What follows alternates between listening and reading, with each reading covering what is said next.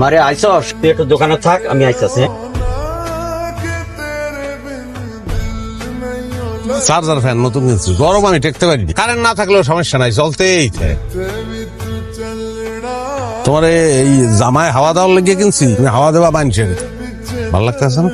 আচ্ছা, একটি শেরওয়ানি ধোলাই এবং ইস্তারি করতে কত টাকা নিয়ে থাকেন আপনারা? মই জানি না, আব্বা জানে। আবা কত নেন শেরওয়ানি করতে, ধোলাই করতে? কি ধুলাই? শেরওয়ানি যেটা পরিয়ে মানুষের বিবাহ করে। আগে শেরওয়ানি লইয়াও, দেখে তারপরে কইতে হইবে। ঠিক আছে, তাহলে শেরওয়ানিটা লই এই ফ্যানটা এনে থাকলো।